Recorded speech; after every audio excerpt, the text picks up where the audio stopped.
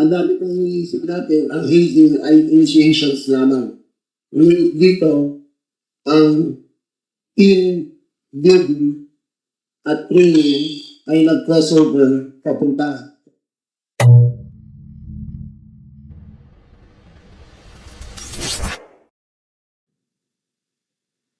Hello mga stories! Welcome back sa isa naman video reaction tayo dito. No?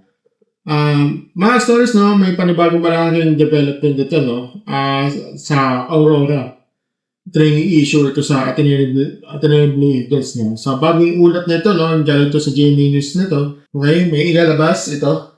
May ilalabas sa rekomendasyon ng CIDG Labans kay Coach Top Baldwin at 10 iba pa, no? Well, straight tayo dito, no? Straight na tayo. Kapag ang isang training activity ay umabot sa puntong may sobrang risk, may pressure, at may tanong sa safety, no? Hindi na ito simpleng team building lang, no? May mabigat ang usapan na to. Responsibilidad, desisyon, at saka pananagutan. Okay? Ngayon, panoorin natin saglit. Itong na to, no? Ito galing sa GMA News. Ito. So, ito yun, Sa pagkamatay ng Ateneo de Manila basketball athletes na sina Rene Batangonia at Divine Adili sa gitna ng kanilang training noong June 8 sa Aurora, inabas ng PNP Criminal Investigation and Detection Group ang listahan ng mga taong nais nilang panagutin. Inirekomenda ng CIDG sa Department of Justice na sampahan ng reklamo ang nag-resign na head coach na si Top Baldwin at 10 iba pang miyembro ng coaching staff. Kabilang ang iba pang mga coach, mga student manager, physical therapist, at mga utility o ball boy. Ang oh my God! Okay, so hindi lang talagang hindi lang si Coach Top Baldwin. May 10 pang iba pang sangkot dito. May ibang coaches, pati student managers. Grabe, physical therapist pa. Sangkot, hindi ka ligtas dito. Even sa mga superstar. Ibig sabihin, hindi na malit ang usapan dito. Kasi ganyan karami ang yung sakop ng rekomendasyon. Well, malinaw talaga, no? Tinitingnan talaga ng investigation to. Na hindi lang ito tungkol sa isang tao. Mukhang sinusuri na ito, medyo seryoso na to. Sinusuri ito na itong chain of command. Ito yung sino nag-uutos, sino yung napapatupad, at saka sino yung dapat sana'y pumitigil. Yun yung dapat natin tutukan. Ang asunto paglabag sa Republic Act 11053 o ang Anti-Hazing Act of 2018. Sa Section 14A ng naturang batas, may pananagutang kriminal ang sino mga akwa na nagplano o lumahok sa hazing kung nagresulta ito sa pagkamatay. Ang dami kong iniisip natin, ang hazing ay initiations lamang. Ngunit dito, ang team building at training ay nag-crossover papunta. O sa Anti-Hazing Act, una, physical o psychological suffering. Medyo para sa akin, ito yung pinaka-importanting punto na itong buong report ko, no? Hindi sapat yung tawagin mong training ng isang bagay kung ang actual na nangyari sobrang delikado na, no? Kapag ang environment, no, open sea, may recurrence, malakas ang alon, diba? Bagong lalim ng tubig. Yeah. Hindi kasi pwedeng i-downplay yung routine lang yun eh. Hindi kasi pwede yan. Kasi hindi ordinaryong setting yan. Mataas ang risk yan. Yun lang yun. Okay? The environment characterized by root currents. This one is very clear as there is the absence of death of individuals. Your case is suffering. Pangalawa, ito ay prerequisite para matanggap o magpatuloy ang pagiging miyembro ng isang organisasyon. 20 athletes were present during the activity, but that 17, only 17 would eventually be in that final list submitted to the UAA. Meaning there would be 3 members eliminated, and it appears from the evidence gathered by the CIDG that this activity was made precisely to screen. Oh my God. Oh my... Well, ito talaga napakabigat talaga, mga scouts. Kasi kung isang player ay may pakiramdam na nakataya sa spot niya, sa team mo, hindi siya basta makaka-atras. Kahit sabi niya noon, kahit kinakabahan siya, no? Kahit alangan siya. kahit hindi siya komportable, maaari siyang mapilitan sumunod. Dahil baka isipin niya maapektuhan yung future niya sa koponan. Well, dito tayo papasok yung power imbalance no? Kapag coach na nagsabi at player sumusunod, o susunod, di laging fair ang sasabihin na, sasabihin na Umayag naman sila. Isang ang presyo mismo ang problema, di ba? Tatlo, ang physical na aktibidad na pinagawa sa mga silang athletes. Itinuloy pa rin daw ang aktibidad kahit nagpahayag ng 5 sa mga manlalaro na hindi sila marunong lumangoy. Sino yan? Ang mga players nila. Sino dito hindi marunong lumangoy? Lima ang nagsabi na hindi sila marunong. Nung kalaman niya na hindi marunong, binigyan niya ng information kung paano mag-handle ng Naku, dito ako kasi mapapahiling ako dito, Masters. Kasi may 5 hindi, yun nga sinabi niya na 5 hindi marunong lumangoy. Bakit, ito yung nga kung may 5 hindi marunong lumangoy, bakit itutuloy yung actual OpenSea? Diba yan yung tanong dito? Kasi ang sagot ay turuan sila para mag-handle ng rip current. Wow, medyo di ako kumbisido, men. Dito pa lang ako hindi ako kumbisido kasi medyo basic logic lang kasi. Paano mo tuturuan ng advanced survival response? Ang isang tao hindi naman komportable sa tubig. Hindi naman lahat yan hindi naman lahat ng tao marunong lumangoy. Oh my goodness. Ako, hindi rin ako, to be honest, ang sarili ko, na hindi naman ako marunong lumangoy. Yung iba nga lumalangoy. Ako hindi. Umaasa na lang ako sa mga yung mga kahoy, yung mga log, yung troso. Diyan na lang ako magsasambay. Diba yun sa mag-aakit, naalala ko kasi yung pag-aakit ako ng bundok. May parang, yung waterfalls. Diba? Tapos, ang lalim niya is 80 feet.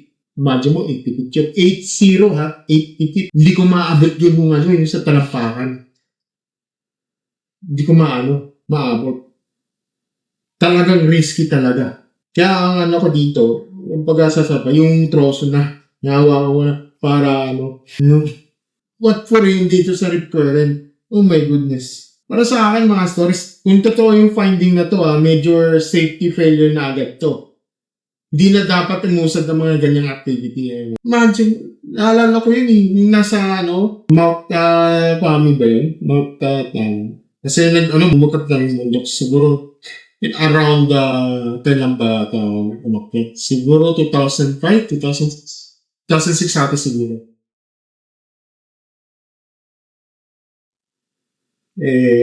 Target ko na kami na. Andun na kami yan What for kung aakit kami? Di ba waterfalls yun? What for aakit pa kami yan? Dulo pa. Hindi ko kaya. Sorry. Malalim kasi hindi ako marunong lumangoy. Sorry. That's why, di ba? Tuturuan? Di ba? Hindi kasi pwede yung parang isang iglap lang. Marunong sila mag-swimming. Ang galing. Di lahat ng tao marunong mag-swimming, ha? Kaya information, even ako, hindi ako marunong mag-swimming, my goodness. Ani raw sanang naiwasan ang trahedya dahil lumalabas sa investigasyon ng CIDG na noong 2016 ay may kapareho na rin team building activity na nangyari na inorganisa si Baldwin para sa Ateneo Men's Basketball Team kung saan may muntikan na rin daw malunod. Oh my God! Nako! 2016, di na bago to. This is a big nightmare kasi. If ever totoo man to, kasi tatlong bumigat ang issue. Kasi kung may naunang warning sign na pala dyan, ang tanong is, ano ang natututunan? May binago ba? May in-adjust ba ang safety protocol? O may pinagpatuloy lang yung parehong kultura? Oh my goodness. Sa akin kasi, dito makapasok sa usapan ng leadership Di sapat yung magaling ka sa basketball side, Kailangan marunong ka matutus yung nakarang red flags. Oh my. Kaya hindi ko masisisi sa iba yung mga yung mga ina-experience dyan na maglabas ng salobin. Katulad yung isang podcast doon. Diba? Sabi daw, Vegas. Kung sila masisisi doon. Kasi based on experience. Dahil John Vic Remulla, ang G-Day Babylonia and Ike Chubise. nearly drowned at the seawater because G-Boy was unable to swim. I personally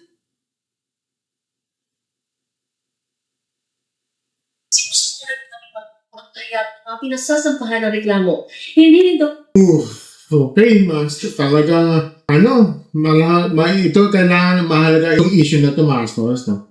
Huwag muna kung tutusin, huwag natin ipagmadali itong hatin na to, yung uling hatin na to. Kasi, pero huwag natin basta i-assume na tapos na ang usapan dito, no? Kasi kapag institution ang involved dito, hindi lang individual action team. Titingnan din yung oversight approval process. Kung paano tinatakbo mong sistema.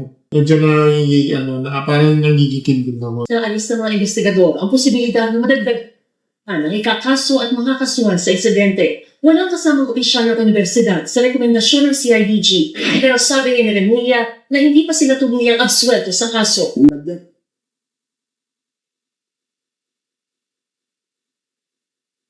Sinabi naman ni Ateneo de Manila University spokesperson Father R.B. Hizon, patuloy silang makikipagtulungan sa iba pang ahensyang nag-iimbestiga sa trahedya.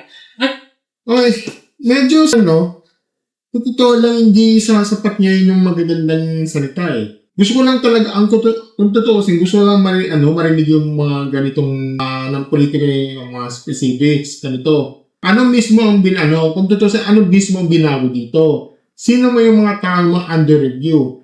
Ano ba ang bagong safety checklist? May independent audit ba? May may external experts ba sa kasama sa review? Kasi pure commitment lang eh. Pero walang malinaw ng detalye. Bibitin pa rin para sa mga naghihintay ng sagot. Piyansa silang matitimbang ng patas ang lahat ng detalye ng insidente sa pamamagitan ng tamang proseso. Pinaninindigan din ng Ateneo ang commitment nito para isulong ang accountability at kapakanan ng kanilang mga estudyante habang patuloy na pinalalakas ang mga reformang itinatutupad nila para hindi na maulit ang trahedya.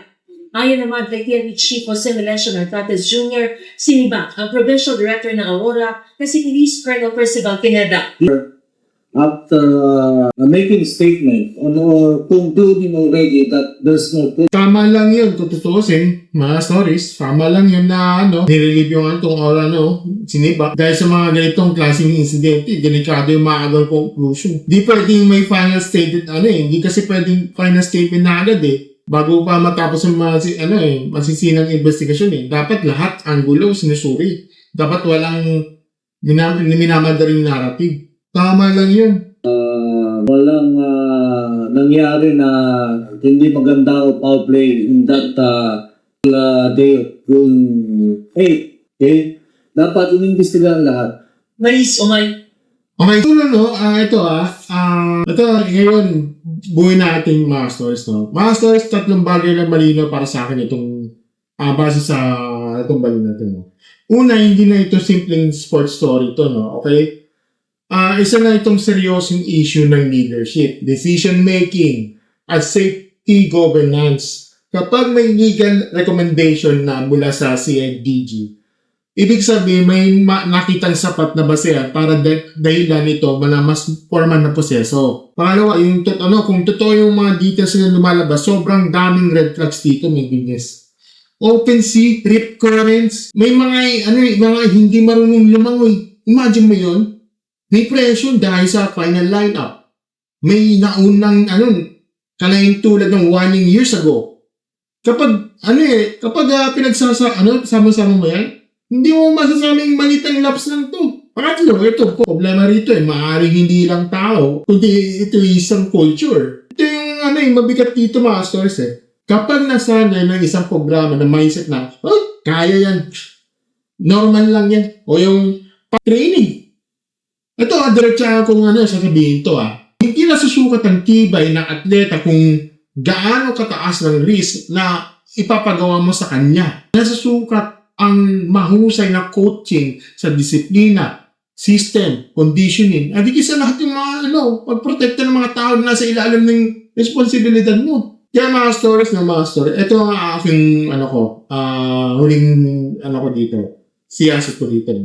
Una, rekomendasyon pa lang ito sa CIDG, okay? Hindi pa ito huling salita. DOJ pa rin yung ang susunod na titingin dito. At mahalaga pa rin ang marinig ng buong panig ng mga pinangalanan. Dapat patas tayo dito. Okay? Pangalawa. Pero yung pangalawa, ito, pangalawa. Hindi rin pwedeng i-dismiss ito sa mga parang ordinary issue lamang, no? Dahil kung ang findings ay ganito kabigat, di ba? Ganito kabigat. Kailangan talagang himayin yung bawat desisyon na ginawa, no? Bago habang at pagkatapos ng activity. Kumbaga, before, during, and after na activity ito. At pangatlo, no, ito yung diretsahang advice ko sa lahat ng schools, teams, at saka sa mga sports programs sa Pilipinas. Kailangan, dapat ang mga venue kasi dapat merong certified rescue personnel, malinaw na weather and tide assessment,